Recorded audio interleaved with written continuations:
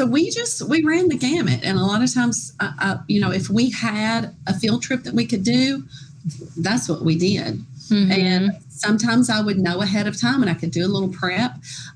Sometimes I didn't. Right. And we would go with it, and then we might do some follow-up. I loved lap books. They didn't so much love them, but I did. And I would do, I would just kind of lead them in doing some. And now I still have some of their lap books, and it's the neatest thing. That's cool. That we have it.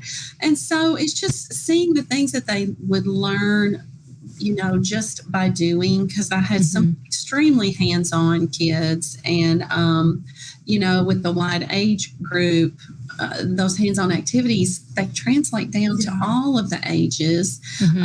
And so anyway, we would go to the grocery store, and when you have 3 kids that you're taking to the grocery store and they're like age 9 and on down, it's, you better have something kind of in your little bag, or there's going to be fights in the aisles and no telling what. And so I used, I had a little book that I used a lot, and it was Grocery Cart Math. That's one of the resources that we want to share. It's called Grocery Cart Math, and it's got a lot of different levels of just things that you can do at the grocery store. And so it's like, okay, when the boys got big enough where I could kind of give them their own list. Oh, yeah. We sort of did that. And you can there are always ways you can build on it just to give them something to focus on so you can go to the grocery store. Right. And it's all beneficial. Yes. And so and if we would wake up and it'd be a nice, pretty day outside, I would go, guys, we're going to the zoo. We would drive to Memphis and go to the zoo. It's a good 70 miles away.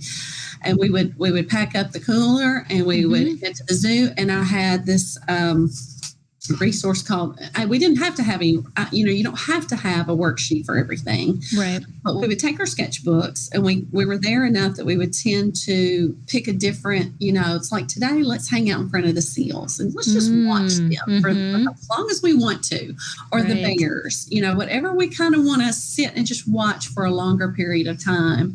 And we would take our sketchbooks, and I would take this Considering God's Creation. It's full of reproducibles that you can pull out, and it's for animals. And it was something that we used a lot. It would ask you, where is this, animal from? And so there was some geography involved, and it was, what do they eat? And what classification are they? And you can do as much or as little of that as you want to.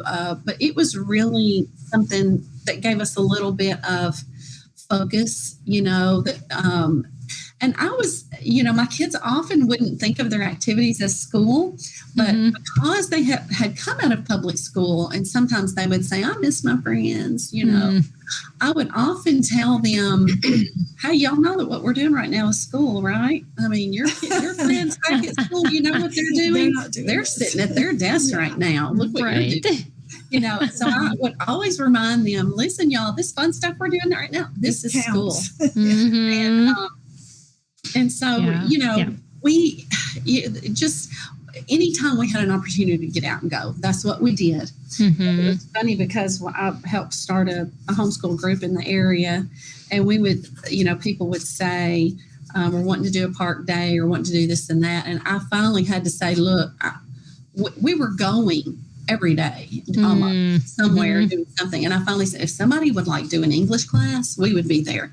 I felt bad calling it homeschooling sometimes because we were never home.